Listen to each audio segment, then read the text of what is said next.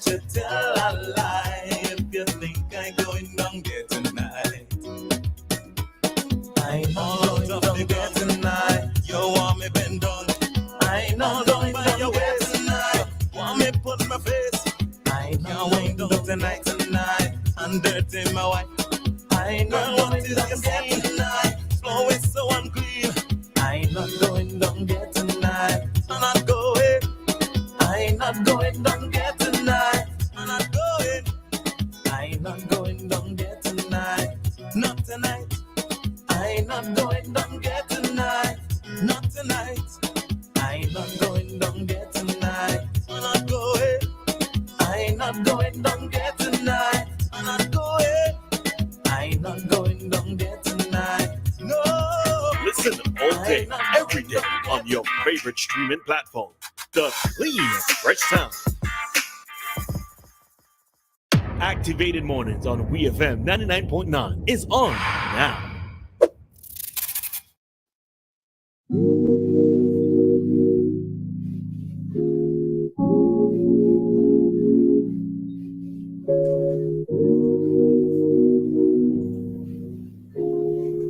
Make me sweat, make me harder.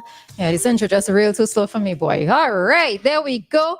Good morning, folks, and we are back with you for our Talk to Us segment of today's Activated Mornings program. In studio, you have Gentlemen First, Dr. Gerald Thompson, Dianna Cain, and myself, Roleza Samuel. All right, so we are your hosts for this morning's session. So again, we are in our Talk to Us segment. We are leaving it as an open forum for you today. And remember, the number to get interactive with us is 457-9997. You can try calling us directly. And if you're not happening to get through, then you can call us through WhatsApp. All right. The number remains the same, 457-9997. All right. So before we go any, can I just say good morning to Erica? Erica's just saying good morning out of Sabah. Good morning to you, Erica. It's the first time I'm hearing of that place. Sabah, I just Saba, Googled I think it. it's Oh, it's Saba. Sabah. Uh-huh. Oh, okay. Never heard of that. I actually just Googled it. Saba. So good morning to you. Nice Yes. place. Nice place. All right. Saba. Mhm. Right. And Saba and the black eyed Susan is the national flower of Saba. Black eyed Susan, wonderful flower. But listen, I want to just quickly talk before the lines fully open up and so. And a lot of people been talking about LPG, the gas, and that 10-year-old child who died. And I haven't done much investigation into that death itself, but we know that there were 4 females there: a mother, a baby, a 3-year-old, and a 10-year-old. And it says that 3 persons were on the bed and 1 person was on a mattress on the floor. And it's fascinating about LPG gas, which is made up predominantly of propane and sometimes butane. Now, they have something inside the gas tank called ethyl mercaptan. Ethyl mercaptan, that smells bad, like rotten cabbages. And that is put inside there to give it this artificial smell, because propane and butane don't have no smell. So if a gas leak and it was just propane and butane alone, you won't smell. But because they put in this ethyl mercaptan, you smell that and you go and turn it off. The problem with propane and butane is that they're heavier than air. So when it leaks, guess what happens? It goes down to the floor. It goes down to the lowest point and pushes the air up.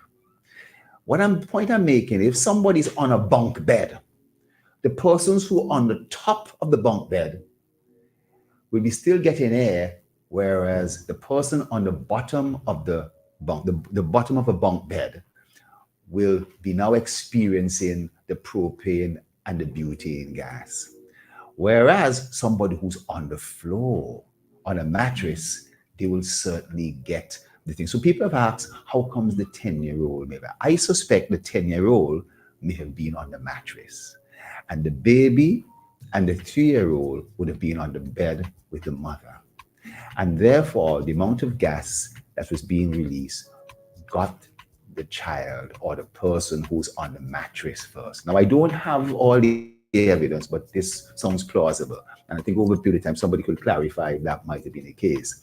Whereas the persons who were on the bed, they would not have been exposed to full-fledged propane gas. As the air was being pushed, they were still getting a little bit of air with oxygen in it. And so therefore, they would have gone unconscious.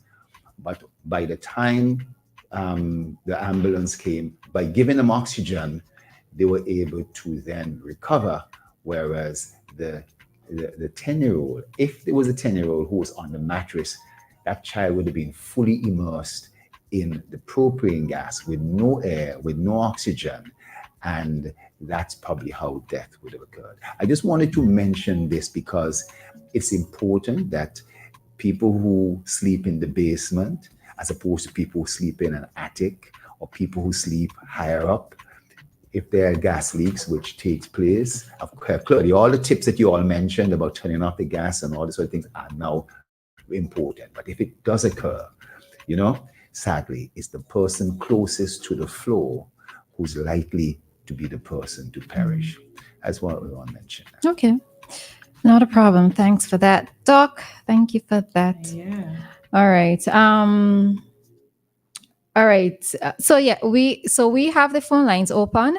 The number to call is 457-9997. I noticed that when we took the break at around 9:05, someone was trying to get in on the conversation. Unfortunately, we couldn't take the call then because we had to jump into community. We had to jump into the ECCB currency exchange rates. All right. So you can feel free to call us at this time if you wish to lend your voice to the conversation, the previous conversation that we were having. I just want to say one thing with regards to that conversation as well. So I am not necessarily one of those persons who would be like hard and fast about people taking time off or people stepping out to the office to do this or to do that, because I myself would have been guilty about it on several occasions, right? The thing of it is that I do think that even if you are such an individual where you step out of the office, maybe not necessarily to pay a bill, but maybe to purchase an item because let's say it's purchase an item, I do still believe, though, in giving back the time to the organization, right? And I think that is where some persons run afoul of with their supervisors because they feel as if, okay, so my work time is my work time, my personal time is my personal time. And if I work or if I take personal time to do things during work-related hours, that I should not give back to the place of employment. And I really think that's what you really should do, right? If you know that you've taken an extra half an hour for lunch, put back in the extra half an hour at the end of the day, right? Because I'm not one of those persons. I am so thankful that I've never had to work in a place of employment where they looked at the time that I came and the time that I left, let's say to step outside. Well, at least as far as I know, they were not looking at the timer. They were not looking at my hours in that regard, right? Because of the fact that I would still go back. I would still stay back and do whatever it is that I have to do and then leave and at the end of the day, at the end of my whatever the day time is. Really, let me add to that. You see, we live in an environment where we know a lot of people who pass away. Or we have a culture of looking to attend funerals. I am sure that at least twice on graduations, 3 times a month, especially during graduations, during that time, people do get time off. It is where it seems to be abused. Now, I have known that in certain places, it's good for this cross-training, that someone else is able to do something, but especially when somebody needs it, is the person doing the signature, and that person is off. And there's nobody else to fill out that book or that form or whatever. You are there, you've left your workplace and gone a line, and they tell you, well, the person who's supposed to do it is gone out. You will come back the next day and so forth. I am saying that hire more. Hire more than one. That's the point. Well, really and truly, organizations should not have one key person to do a function. I'll tell you, because of what they call internal control, it's amazing how do things. It's great if one person could do everything. It also fosters corruption. Sometimes. You know what I mean? That's why you hear about in certain places this money's gone missing and so forth. One person, so that having different people to do things. You go to a certain store and somebody is doing the selling, and then somebody else is there the billing, and someone else is doing a check-in. If one of those persons are out, that process is disrupted. There's no doubt. I have not seen many places where people are restricted. You can't take any time off. I don't know many places like that. Some companies actually do have the clock watching thing in place. No, that's not clock watching. I'm saying you are not allowed, period. But because there's abuses to it, you may have to put in some clock watching. You know what I mean? Yeah, I using the term clock watching in the incorrect way, right? They take note of when you come in, right? Clock watching, I think, is different. Signing in and so forth. Oh, gosh. The productivity of people getting in at 10:30. If you're on a construction site and you're supposed to be there for 7:30, 8 o'clock, and you get in there at 10 o'clock, and you operating the cement mixer. So someone else operates the cement mixer, and somebody who's inexperienced, it breaks down. And so I'm pointing out to you that efficiency, productivity seems as important as keeping your workers happy by allowing them to go to a funeral, to go to this, go to that. But tell me, there aren't at least one or two persons in this world who's trying to abuse, who's trying to game the system. Yeah, we recognize that. We recognize that. And as that caller said, how somebody spoil. I think you commented on that. It's something that sometimes have to be watched if there is abuse. I was gonna say something a little controversial in terms of abuse in the system, but I will leave that for another time. Let's just. No, are we on the topic already? Nah. So you go take us into a different topic. You will leave it when I'm not here. You will deal with Roleza. All right, okay, I do. No, I could be leaving it till next Monday. You never know. Let me see.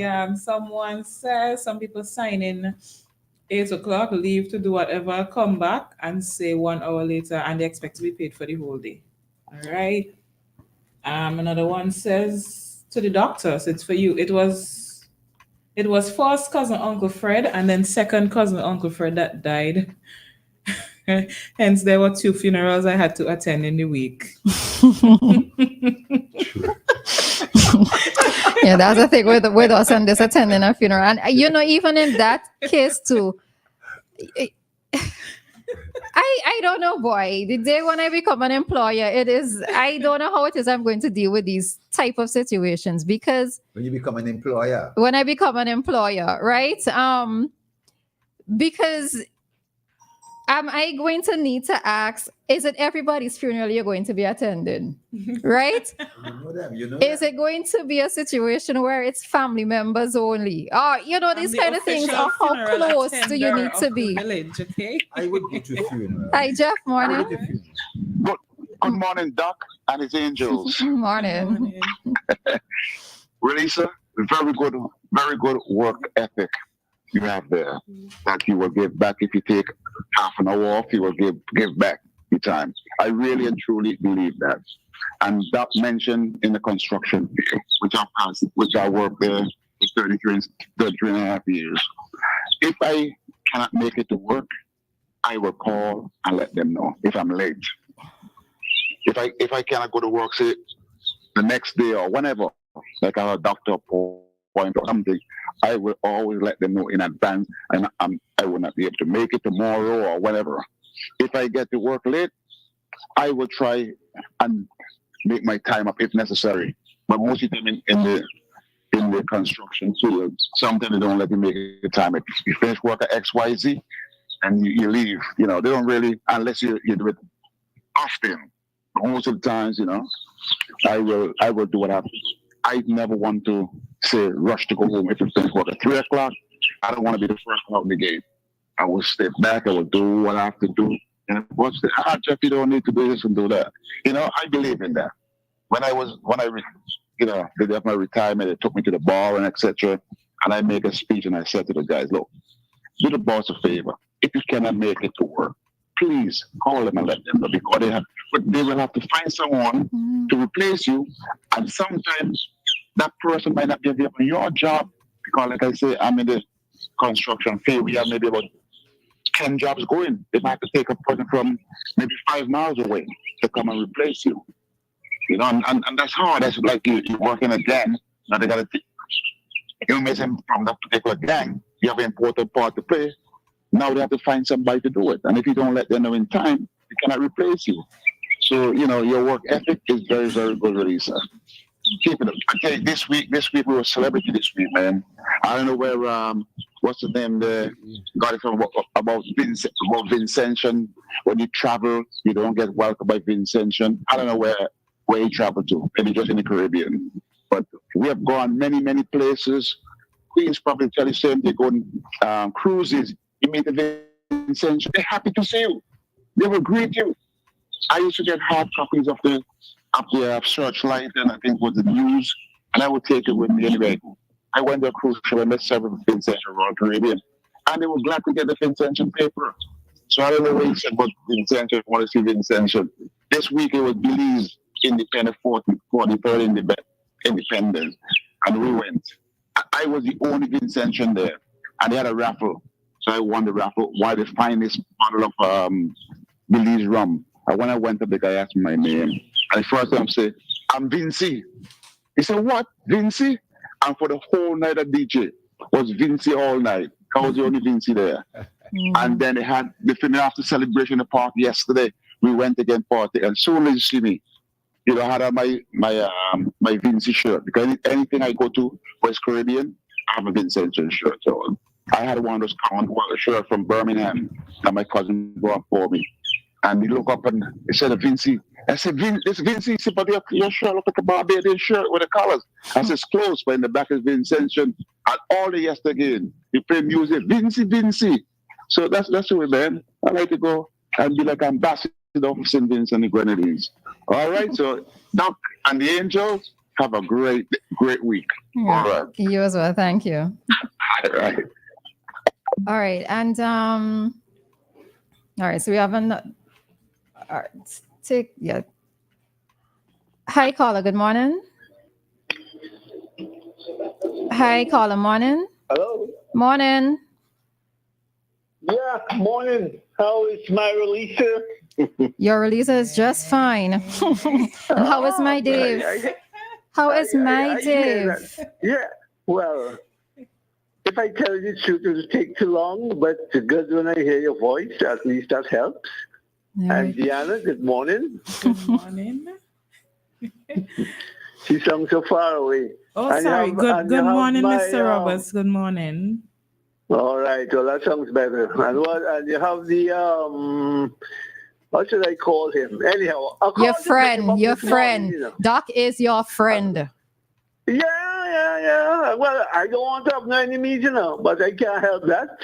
If they don't like me, they don't like me. But I have to express myself, and I'm happy for this kind of democracy. Hello? We listening. Go ahead. Saying a kind of beep. Yeah. So I want to pick up Dr. Thompson. You know why? I hear he promoting big marijuana festival in this country. I think this is going to be the greatest thing on earth. With what I'm hearing. But I just want to ask one or two questions. Who are benefiting more now? The so-called rich people who have come on board since the introduction of what they call medical marijuana? Or are the traditional farmers making more money? And while I ask those questions, I also want to know, why is it you're still locking up people? Well, not you. I'm making a general statement. Why are we locking up guys? Guys who can't even mind themselves. I mean, thank God I wasn't involved in marijuana, not even in smoking. I tried it, but I don't like smoke, because I never like smoke, not even to kiss someone who is smoking. I never love smoke. That's not in my DNA.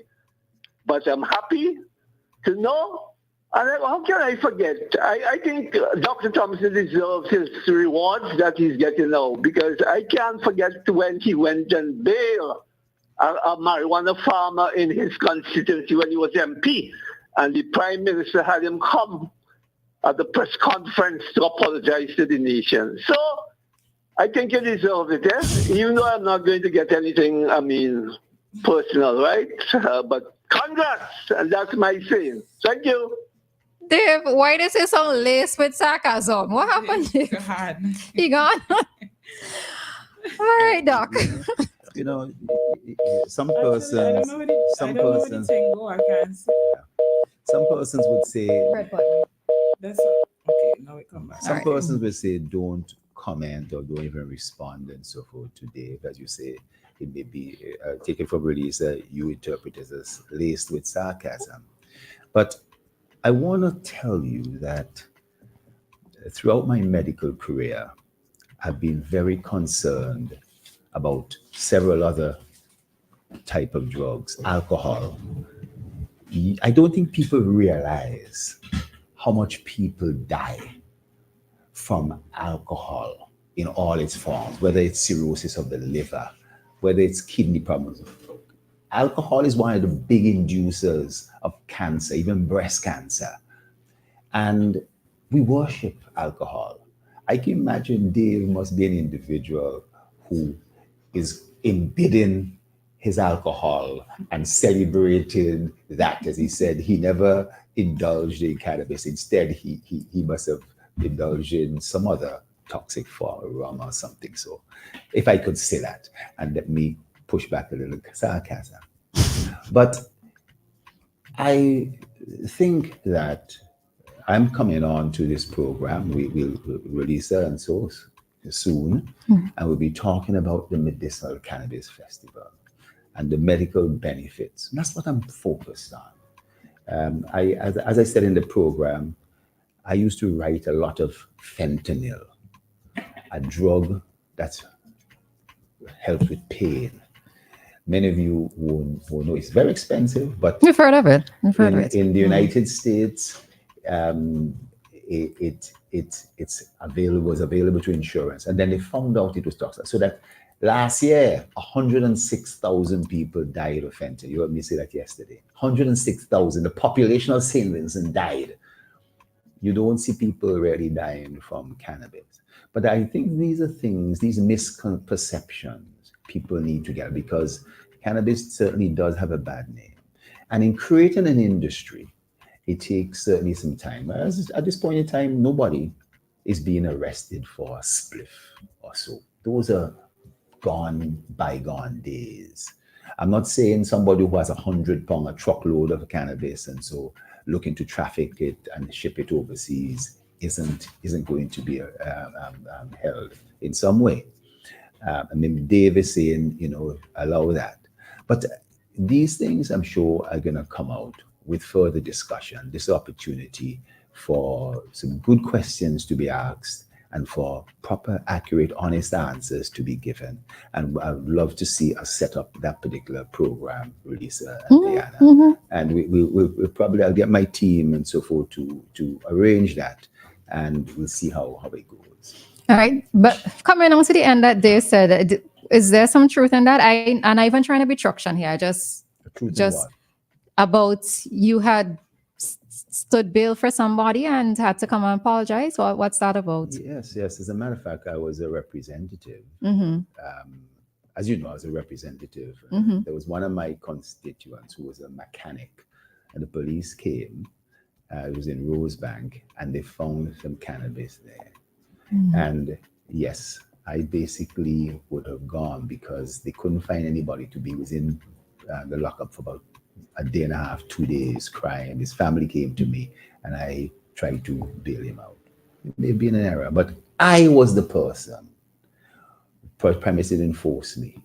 I went, and I thought it the proper thing to apologize. So at a press conference and so forth, I did do that. How long ago was this? This was about 2004. It was Oh, 2004. okay. 2004. This was long before. This is when, now, during those times, I still had very similar views as I have today on the subject of cannabis and its medicinal benefits and so. But one understands that the country has been indoctrinated. So what Dave is saying, so he's but the idea that the Prime Minister forced me to apologize, is not true.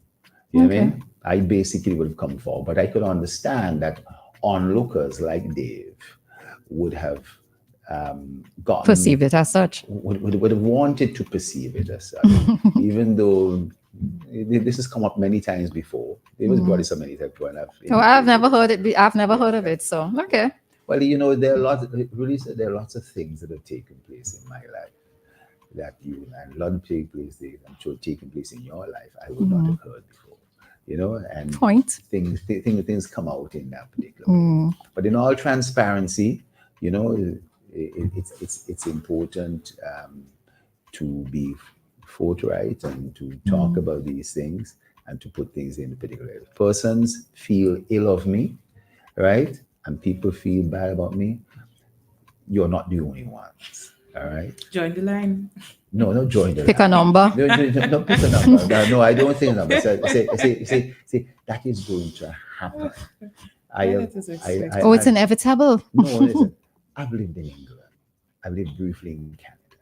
I've lived in different parts of the United States and lived in other parts of the Caribbean. I've seen so much, right? And I've seen hate. I've seen racism. I've seen things of it. And St. Vincent is an absolutely beautiful place. The stuff that Dave, the pecan and stuff that Dave is mild. All right. Dr. Thompson, did you win your seat when you ran? Did you ever win your seat? I won my seat twice. I can't remember twice. Okay, yes, good. I won my seat twice. Because you're good with your political answers, eh? So I was hoping you win. No, don't answer. Don't say anything. You don't have to say anything. I eventually did lose. I'm saying I'm not talking about just today. And I was just listening to you yesterday as well. From being on the program, you always give some political answers. So I'm saying he's a good politician, and I hope he did when win. When I started off, how was my slogan? Because I was a medical doctor. I said, if you could trust me with your life and your health, then maybe you could trust me with your future. It worked. You understand? It was quite effective. All right, good folks. It is 9:52 because none of you keep in check, but it's 9:52.